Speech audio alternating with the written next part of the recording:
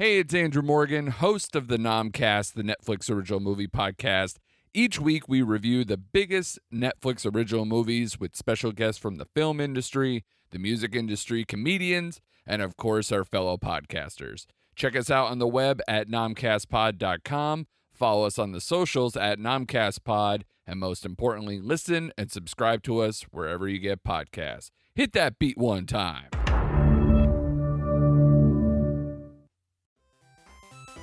Hi, I'm Mike. And I'm Dave. And join us every Thursday for a new episode of Two Player Bros, a podcast about two guys who play way too many video games. Join me and Dave as we talk about the latest in Xbox, PlayStation, PC, and VR news, previews, and reviews. We have it all, and we play it all. And join us every other week for Post Game, where we play through and dive deep into our favorite modern classics and new releases. That's Two Player Bros, available every Thursday wherever you get your podcast, part of the Forgotten Entertainment family. Ladies and gentlemen, please notice that exits are conveniently located at the front and rear of this auditorium. When leaving the theater, we suggest that the exit at the front of the auditorium will allow you easier access to the parking areas. Thank you.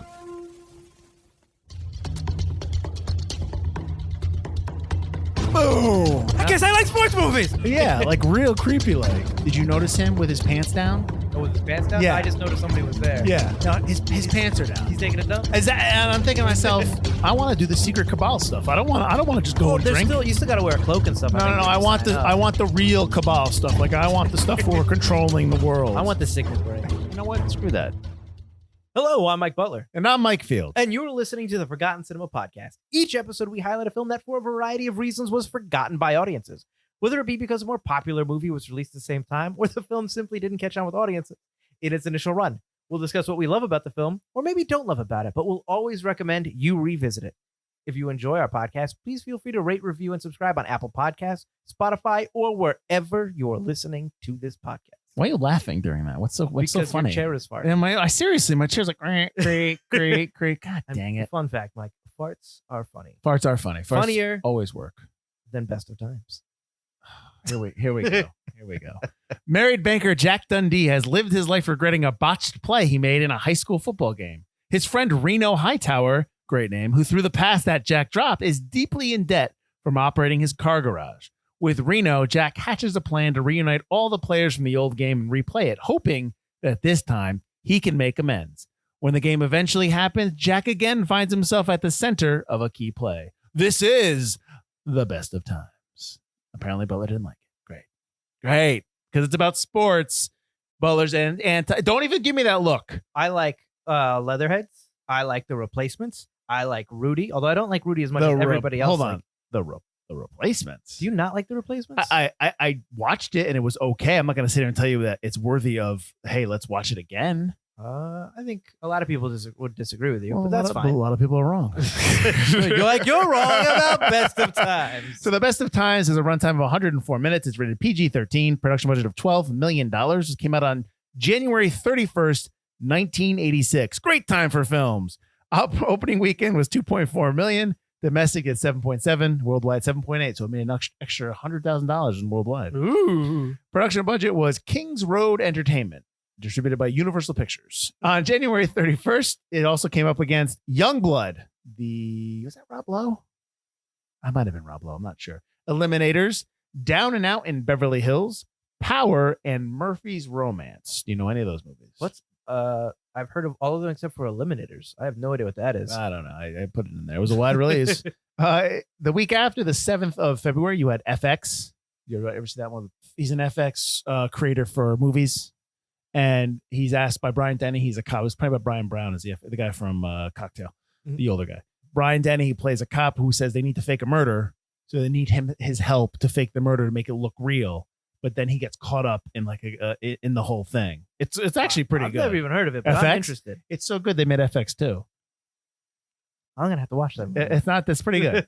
So he also had The Color Purple in a wide release, and then Hannah and Her Sisters in a limited release. That was the 7th of February. On the 17th of January, on the 24th of January, which is the week before, you had My Chauffeur, which sounds like a porn movie. And then before that, so that was only one movie. So then before that, on the 17th, which is 2 weeks later, you had Iron Eagle. Woo! You remember Iron Eagle? Yeah, I do. You had Troll. You had Nightmare on Elm Street 2, Freddy's Revenge. That must have been huge in the box office. And you had Runaway Train. All right. They stuck Freddy on January? Yeah. Even after the first one did so well? Yeah, That's surprising. That's like a summer movie. I don't know. Yeah. Yeah. That's weird. That is dumb. Come on now. Directed by Roger Spottiswoode. I think that's right. He has directed a movie that I probably never watch again, Turner and Hooch. And Tomorrow Never Dies, Butler, and the original Terror Train from 1980. It was written by Ron Shelton, who was nominated for an Oscar for writing, but he did direct this, Bull Durham. He's also did Tin Cup and White Men Can't Jump. I like all those movies. Ron Shelton is a good writer. Those were all sports movies, Mike. Yeah. I guess I like sports movies. Okay, calm the F down. Cinematography by Charles Wheeler, who was nominated for an Oscar for Tora, Tora, Tora. He also did Freaky Friday, and he did Butler, a movie we did in season 5, starring Bruce Dern. Silent Running. There you go. Composed by Arthur Rubinstein, who recently passed away in 2018. He did Blue Thunder, War Games, Stakeout, and Nick of Time. Edited by Garth Craven, who has done Soap Dish, Return to Me, and Legally Blonde. Awesome name, by the way. Garth Craven? Yeah, Garth Craven. Garth Craven. Edited by Garth Craven. Produced by Gordon Carroll, who has produced all Aliens 1 through 4. Red Heat and Cool Hand Luke, for some of those people who love the older movies out there. Cool Hand Luke's awesome. Yep. Robin Williams plays Jack Dundee. Obviously, Robin Williams passed away 2014. Wow, 6 years ago. He won an Oscar for Good Will Hunting. He also nominated for The Fisher King and Dead Poets Society and Good Morning Vietnam. And he's also Mrs. Doubtfire and Mrs. Doubtfire. And Peter Pan. Okay. That's Hook. In Hook. Yes. Yeah. Okay.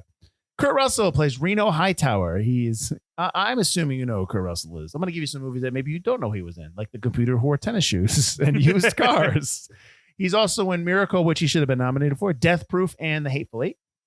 He's also in like the Fast and Furious movies and The Last Guardians of the Galaxy, but he's Santa Claus now. he is Santa. Oh my God, I'm going to watch that one. I know it. I liked the first one. First one's like an 8. Yeah, it was I didn't okay. think, it was like an 80. It was okay. Listen, for Netflix at home when I'm putting it on, I'm putting it on. I didn't like the jail cell musical number, but I liked everything else. But that musical number, we're talking about the Christmas Chronicles, right? I think that's what it's. That Christmas number is like reeks of the 80s. Like that's why I was just like, yeah, okay, I'm alright. I listen. I like Kurt Russell. Could be in the worst movie possible, and he is still good. Oh, absolutely. He's honestly, he's underrated, and he's never been nominated. He's great in that Western. I always Bone remember Tomahawk. He's great in Bone Yeah. Tomahawk. I'm not saying like everyone should win an Oscar, but like it's kind of a travesty that he's never been nominated. I mean, give me a break. Yeah. All right. Anyways, Pamela Reed plays Gigi Hightower. She is Reno's wife who's looking for a divorce in this movie. She is also in Kindergarten Cop. She's the cop that gets sick and that Arnold Schwarzenegger has to become the She's his kindergarten partner. teacher. Yeah. She's also in The Right Stuff and Cadillac Man. Holly Palance as Ellie Dundee. She is the wife of Jack Dundee, Robin Williams' character.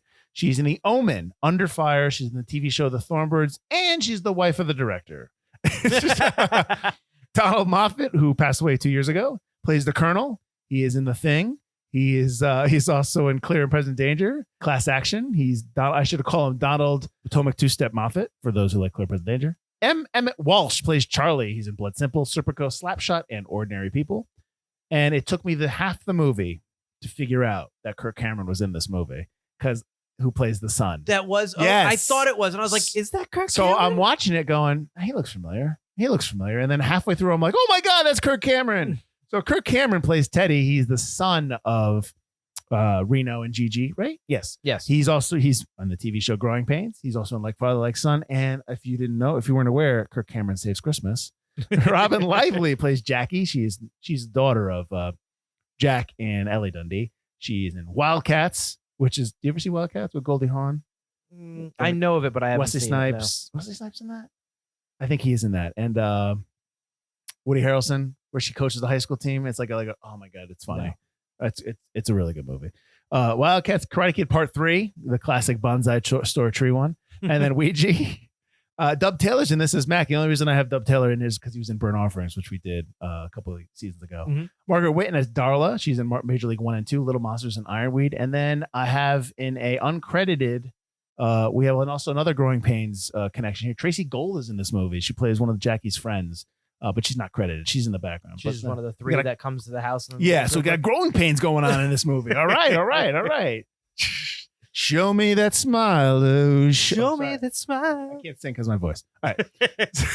So Save those pipes. So Butler, you clearly hated this movie. So just hit me. Go ahead. Go for it. I didn't hate this movie, but I just didn't think this movie was very good. I don't think it was list worthy.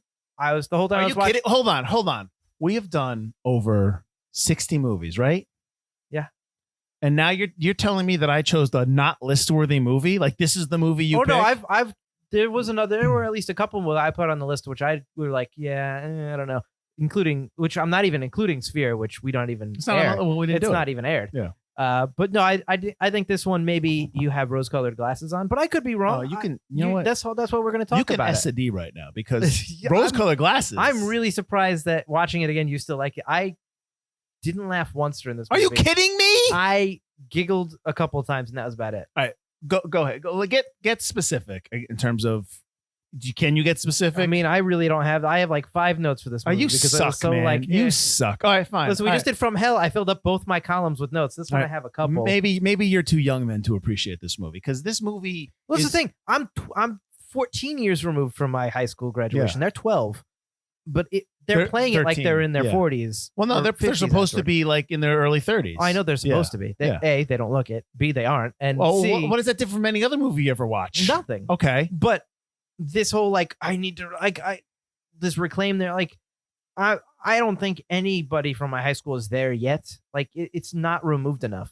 And if they played people in their 40s or it was their 20th high school reunion, maybe I'd feel a little bit more like. Well, this is the difference between what is like now and what is like in. Which now they a note I have. They graduated high school in 1972. Okay. When you graduate high school in 1972, you're either going to college or you're working for a living. You're not like discovering yourself. You're not living in your parents' home, hoping to find not you, but in general, hoping to find out. Yeah, what you attack our millennial audience. Field, do it. I'm just saying it's different. It's not attacking. It's a different time. It's a complete. And yes, they have the finance. They're able to go earn a living at Safeway and be a manager and basically take care of their entire family. Yes, it is a lot easier to do that back then than it is now. I get that. But that's the thing. You get into that routine. You get married at 22 or 23. You have a kid. You have 2 or 3 kids by the time you're 31, 32. Life is like the life expectancy age is much lower. I get it. But it's different living. I have that note numerous times in here that might be why I don't like this movie. That is exactly why I don't like this movie. Because I'm looking at it going, they should be 40 or 50 and thinking it's just because, again, and I've talked to it before, look at these old movies and go, I'm the same age that they were when they were filming this. Yeah. I look 20 years younger than them. You look 20 years younger than Robin Williams does then too. And he's playing someone in his early 30s. Thanks, man. I take care of myself. It's just like, it makes me feel like when I watch these now, it's hard to place them in their age bracket. Okay. And I think that kind of affects the movie a little bit where I'm just like, I feel like maybe in 20 years, if this was the 22nd and stuff like that, and it kind of takes me away from it a little bit. Well, do you consider this movie a sports movie or do you consider this movie something else? Something else. Okay, so what do you consider this movie? Because I would agree with you there. It's a relationship drama. Yeah, it's a relationship drama. It's about growing up, getting old. It's almost like a dark comedy, but not quite. It's both. It's not. Yeah. I would say dark comedy in terms of people are dying. Yeah, I'm not grouping it with death, the smooching and stuff like that. But yeah, right. Like there's a difference. There's a fine line between tragedy and comedy, and this is kind of like it's somewhat sad that Jack Dundee's entire life is based upon the fact that he dropped the catch and that he's known as the guy who dropped the ball. But it makes absolute sense. If this was set in Texas, you would agree with this, but because it's set in California, maybe it's a little bit different, but it makes absolute sense that football is life in this town. And this game that's always a classic game versus Bakersfield, they could have won because they rarely win. Yeah. And he blew it. And that's the only thing he's remembered at. And it's ruined his entire life up until this point. And it's like, and I don't see how you can't relate to that fact in terms of stuff that we've done years ago that has affected the shape of your life now. That's another thing that I was thinking of because when I was in high school, I wasn't an athlete, but I was in the drama club, and that's where I wanted to become an actor because I was good at it because I was lauded for it. People came up to me, he's like, "You were really good, Mike."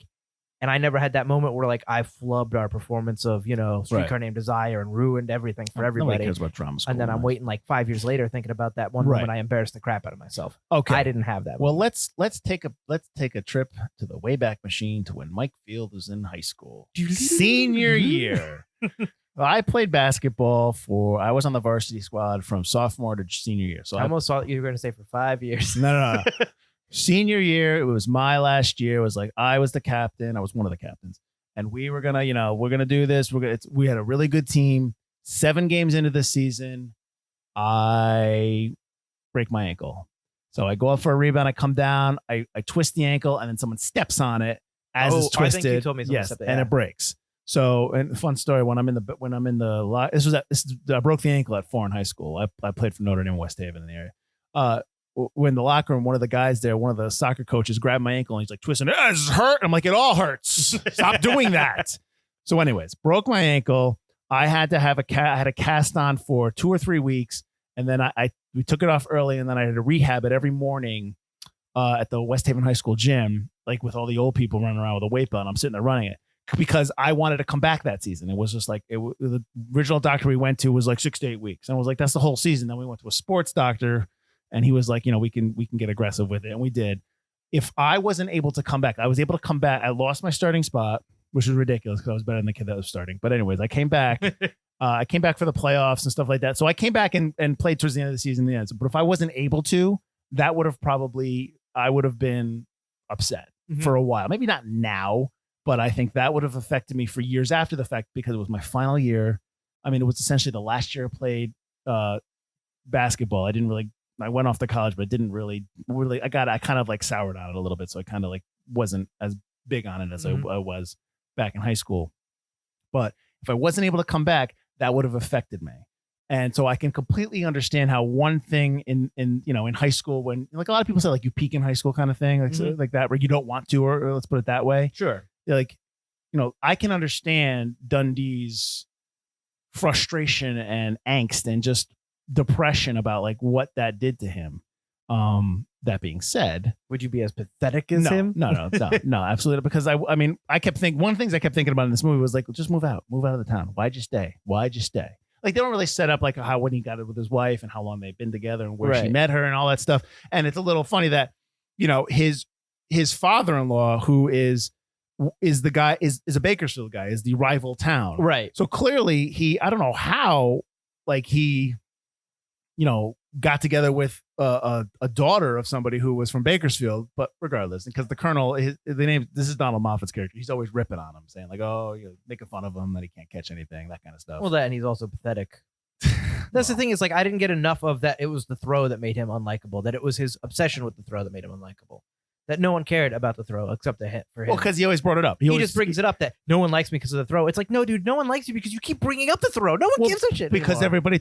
No, but that's not true though. Everybody talks about it. Like for instance, when he goes to the garage, and Reno throws, he's going to throw him the keys. Yeah, and he doesn't, like that kind of stuff. You only get that a couple. Maybe I need more of that though. And he's just so pathetic about. Like he's not.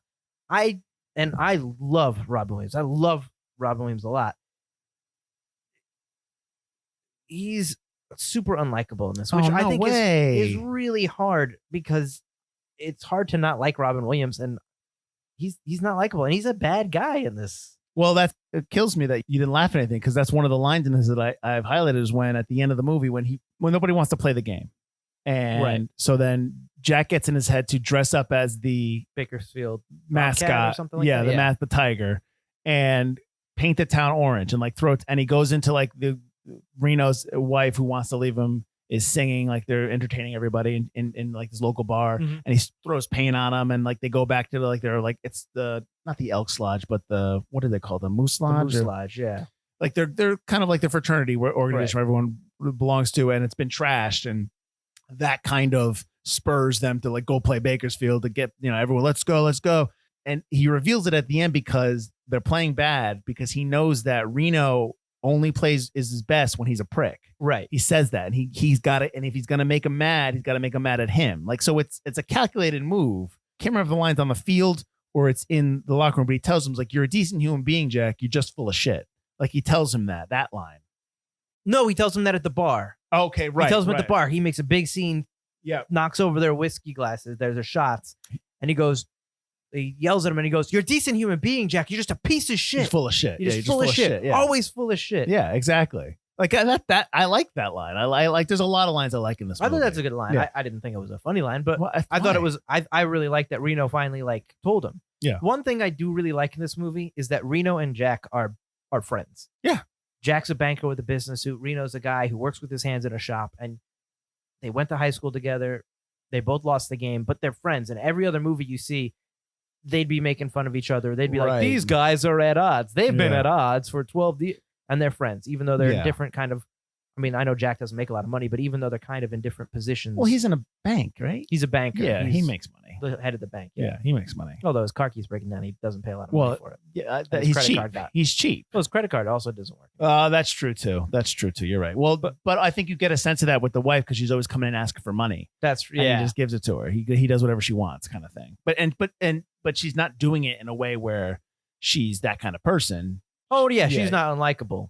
But I do like that Jack and Reno are friends from the get-go, Right. and that they've remained friends. I like that. Well, the decision to have Robin Williams play the Jack Dundee character as almost like a nerdy kind of guy with the glasses, I didn't understand that, but because you could easily go the other way, in terms of like them not liking each other or they're Exactly, different, like he cheesed them or whatever. But he was on the football team. But I do like the fact that both characters, both actors, Kurt Russell and Robin Williams, both played high school football, so they actually look like they play the game. You know what I mean? Like, granted, it's not like, this is the other thing I like about this movie is that I'm really kind of getting tired of everything on screen being perfect.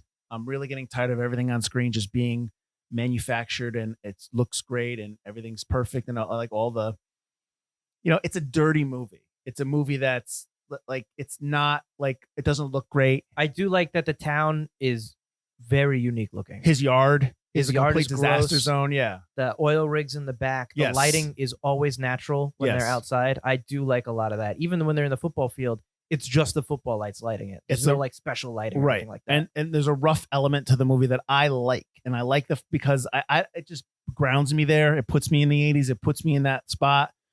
It's, when it starts to rain, it gets all muddy and they're just, when Jack comes out, because he hasn't been allowed to play in the second half, everyone's muddy. He's all bright white in his uniform, like that stuff. Like I love in the game when they're talking about Dr. Death's on you, Jack, and he's like, I thought he was in jail. Oh, he's on parole, like that stuff. Like there's stuff in there that like when their star running back on Bakersfield hurts his knee, and he's just like, oh, and then all you hear in the back is like, call my mom, like like I stuff like when that. they put him on the gurney and the gurney falls Yeah. while he's on it. Or like when Jack Falls starts, if you don't know football, it's when I know good. football. There you go. So when he's like sitting there, he's like on four, and he's just like, oh, he's He going runs- running. I did laugh, He's but that like, was one of the parts I liked. I'm open, like stuff like that. Like there's like little moments in there that I enjoy. I'm gonna get you. I'm gonna get you. I'm gonna get you, little man.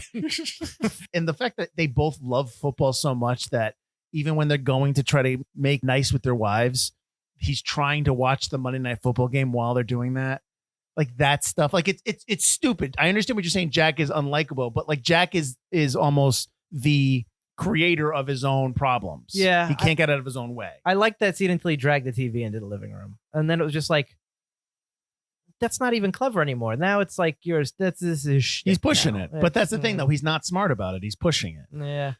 The other thing I didn't like is the typical within that scene. Sorry to Sure, interrupt. no, you, you're not. Absolutely not. is the beginning when they're going into the house. I hate that trope, which I don't see as much of anymore, but it's like, well, if we can't talk about this, what are we going to talk about with our wives or girlfriends or significant others?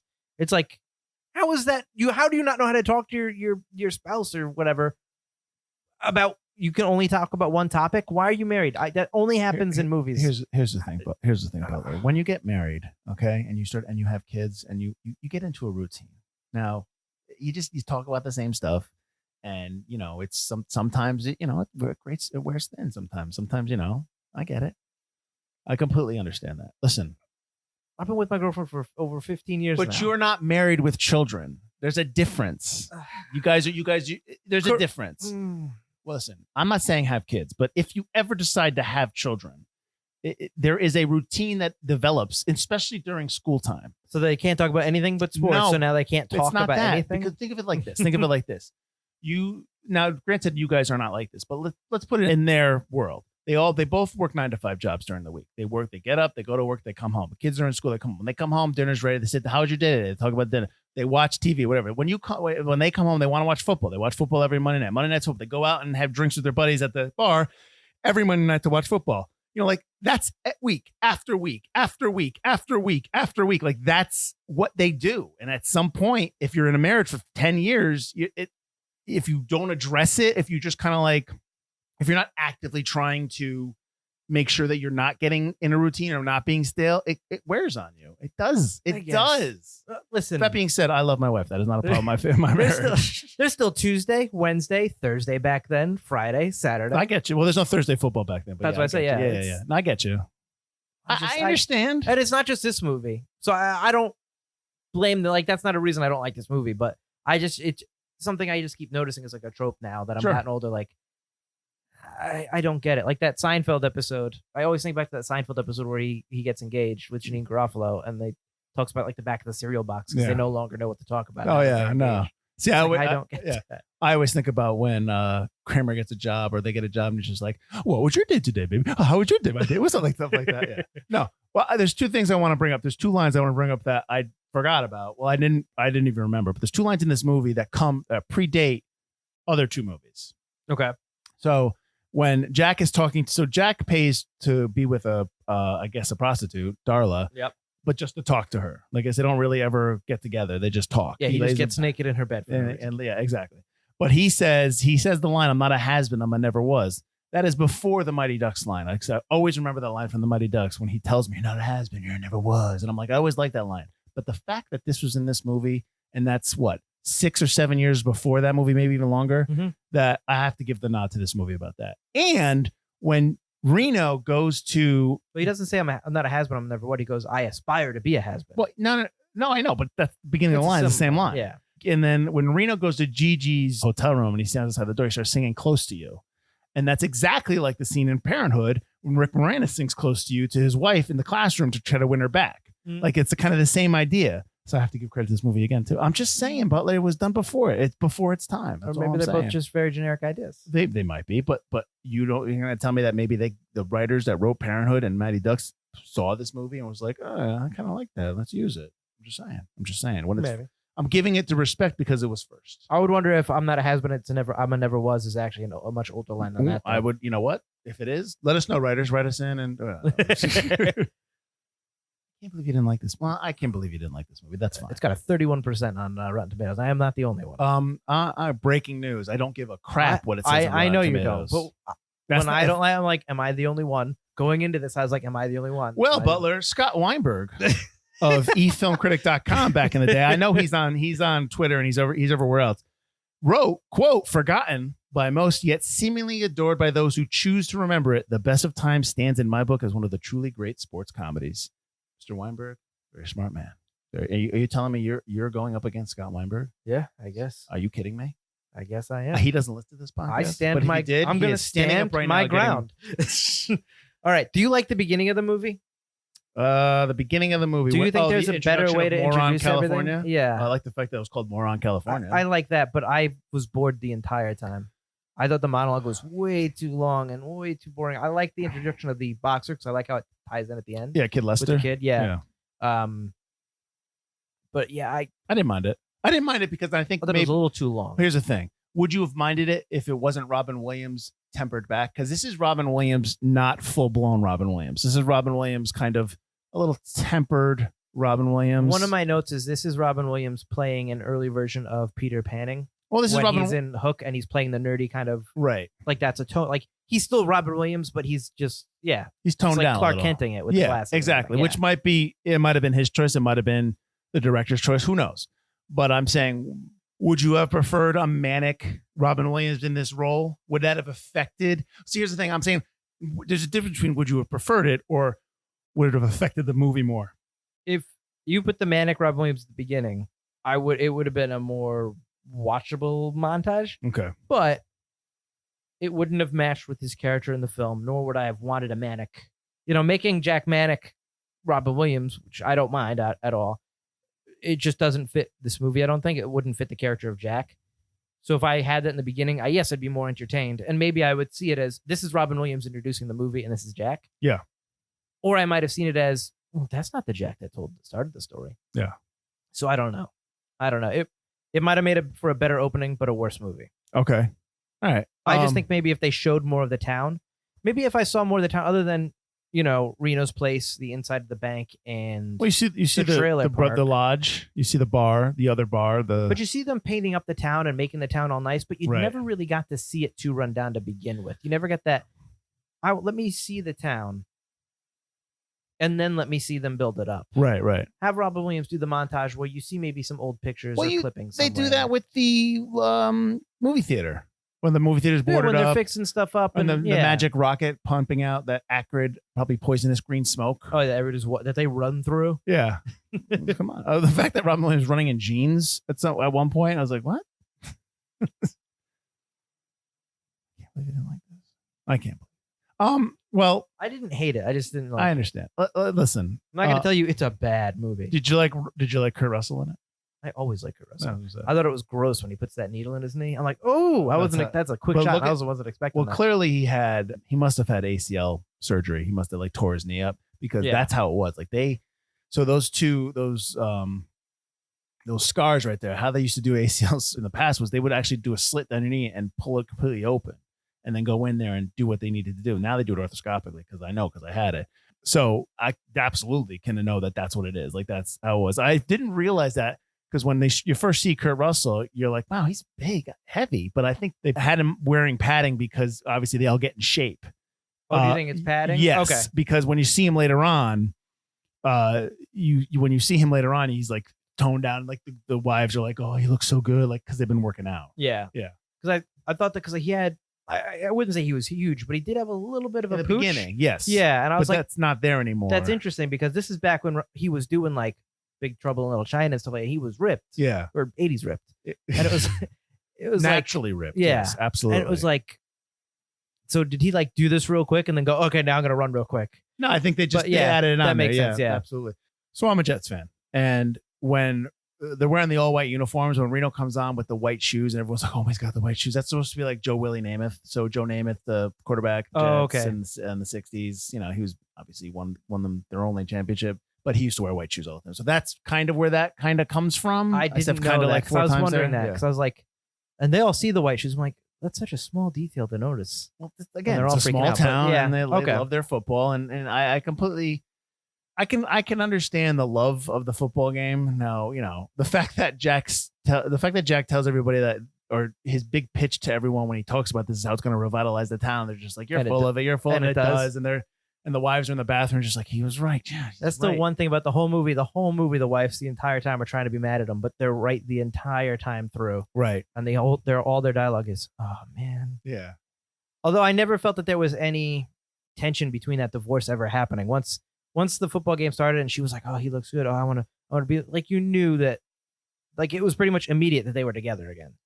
It was never really in question that. Well, was, I think that was the kind of the idea. Like, she does this often, like, just to get the attention. Well, you get that other than the divorce, right? But here's the thing: she says that she's going to go take her shot. She's going to go to LA and sing. She's going to do it. And she says it all the time. But then she ends up at the local bar singing, and it's just kind of like, is that part of that? Like, oh, she always says this, and then she does that.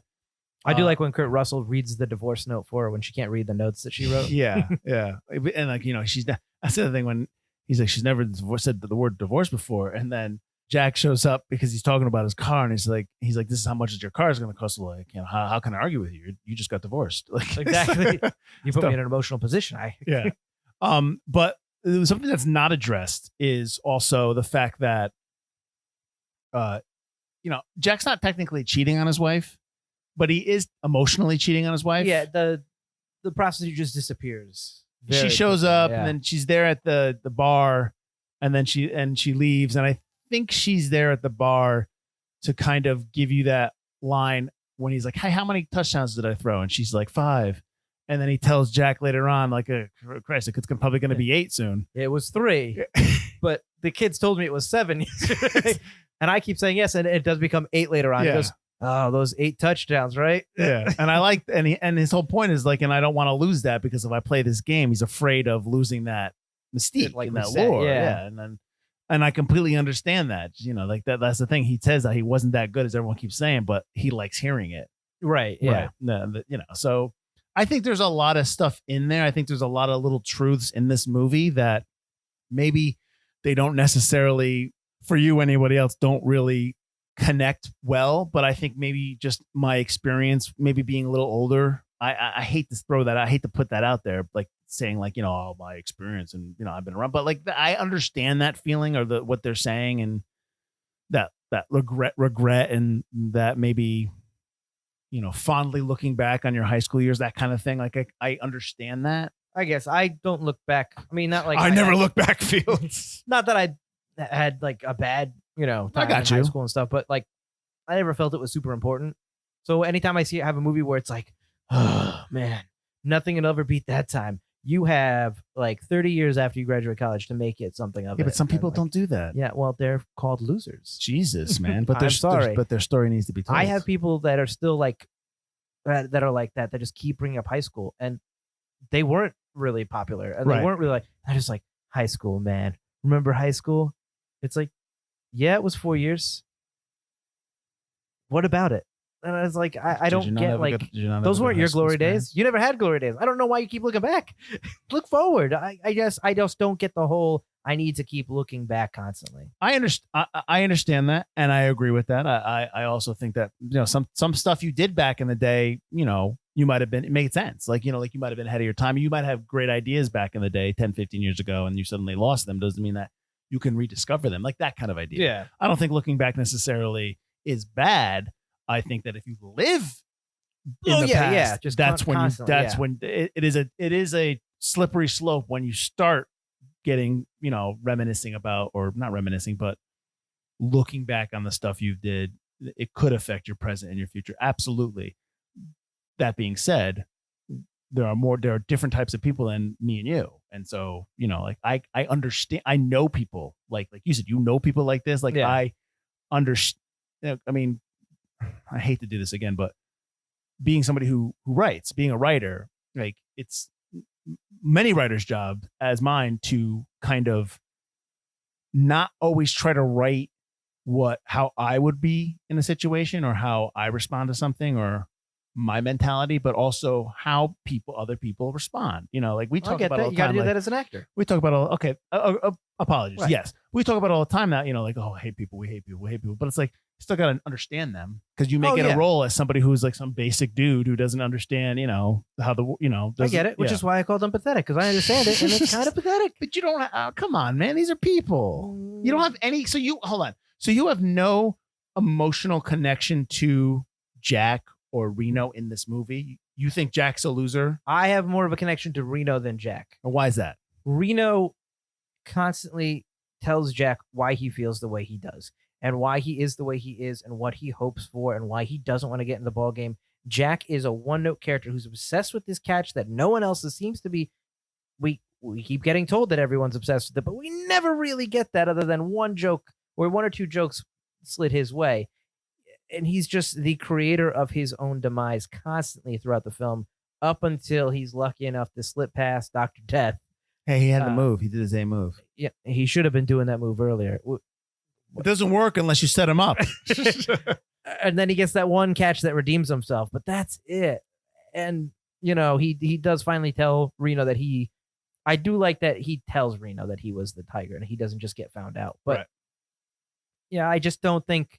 But he tells him for a specific reason to win the game. Oh, to make him, a dick. But basically to make him a leader.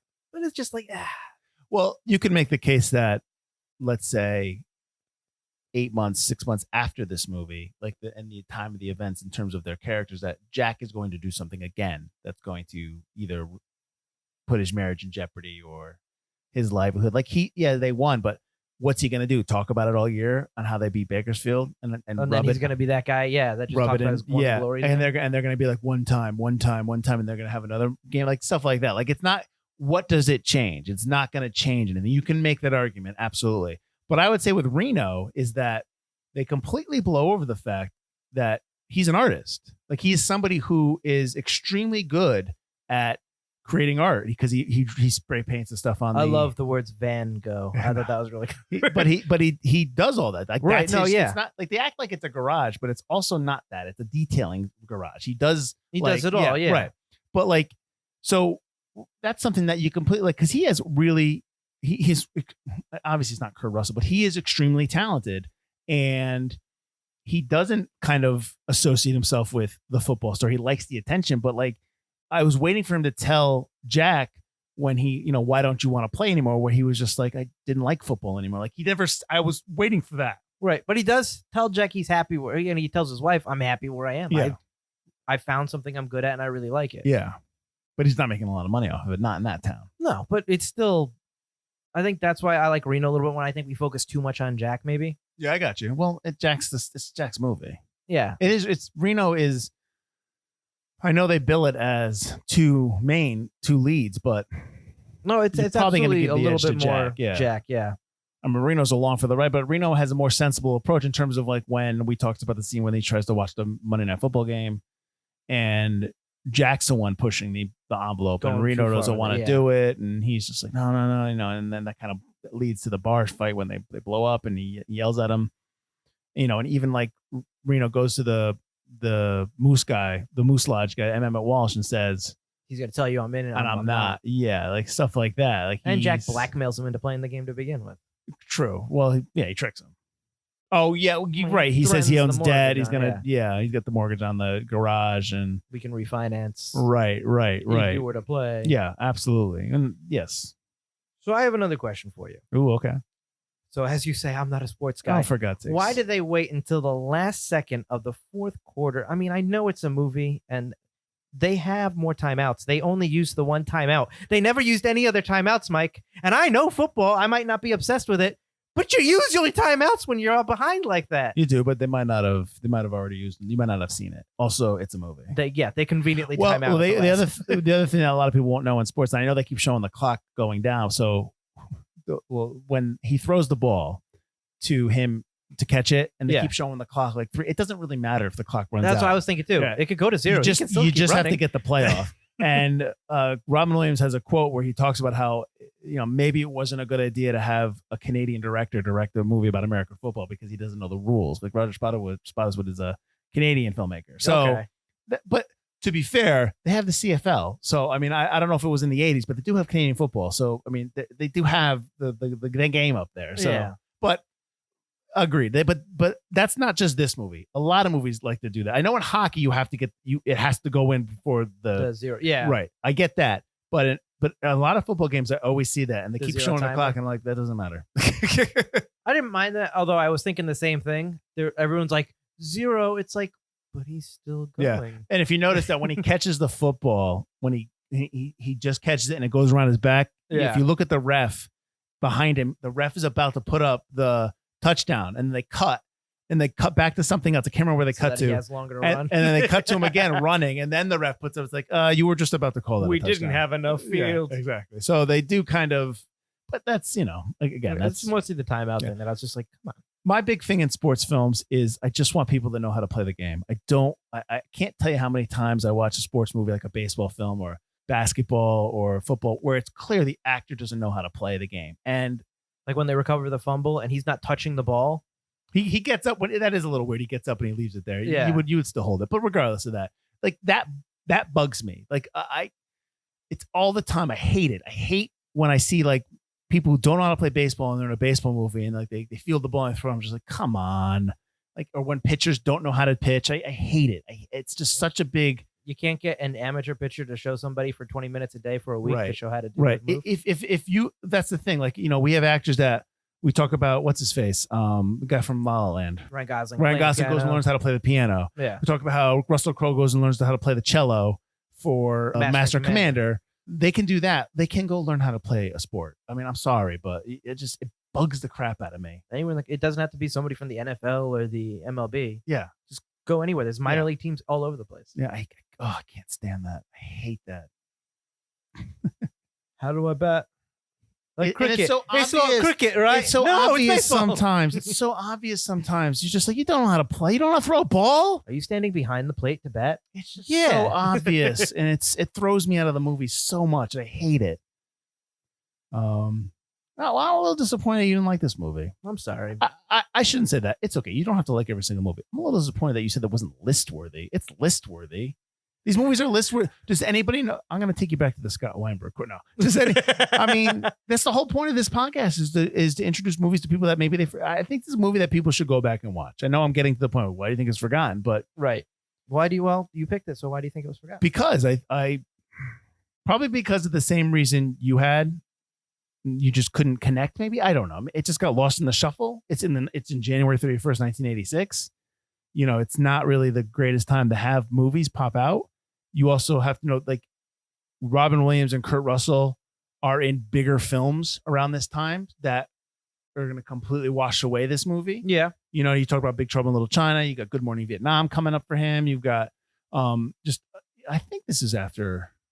Yeah, obviously he was just Mork and all that stuff. And this is way after Mork. Yeah. No, but I'm saying like he's in bigger roles. He's in bigger movies. He's in bigger roles. So is Kurt Russell. You know, the Thing was 82. He's Big Trouble Little China. Big Trouble Little China just happened, I believe. Yeah, like so he's in bigger films. Although Big Trouble in Little China wasn't as big in movies. It's a cult classic. Yeah. But still, he's in movies that are Escape from New York. He's in big movies, and I think they kind of overshadow the smaller films. And I would agree because I had never heard of this movie until you put it on the list. So I definitely agree that that's probably why. If you like Ron Shelton films, if you liked Bull Durham, Tin Cup, White Man Can't Jump, these sports movies that he does, this movie has the same writing style like that. I think, like I said, there's a lot of scenes. I know Butler said he didn't laugh at a lot of scenes, but there's a lot of lines in here that you miss real quick if you're not paying attention. Like when Jack's at the dinner table with his wife and they're fighting and she's like, I don't want to talk about Dick Buckus at the dinner table again. Like stuff like that. It's just, there's a lot of lines in this movie where at first glance you might miss it, but if you've seen it, if you kind of like just kind of watch it again, or they're funny. But regardless, I mean, it's fine. You don't have to like everything I like. It's fine. I understand. Oh, cool. Thanks. Yeah, no problem. Shut up. All right.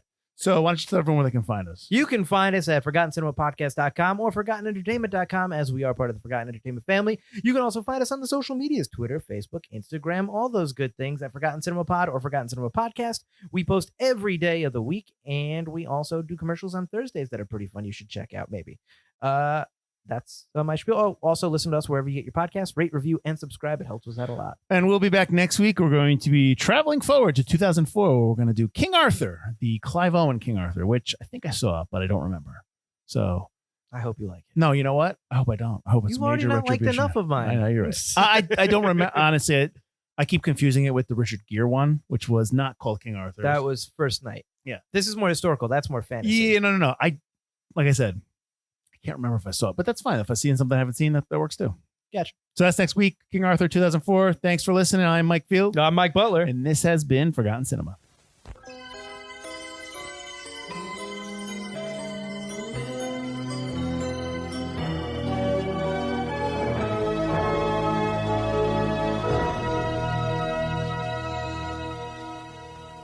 Call timeout. When you're that far behind, just call timeout. I already explained Let's go. that you didn't see the whole second half. So, you know. Also, somebody missed an extra point somewhere. Oh, we didn't see that. That kind of bothered me too. When I saw the score, I was like, oh, so someone missed an extra point. Okay.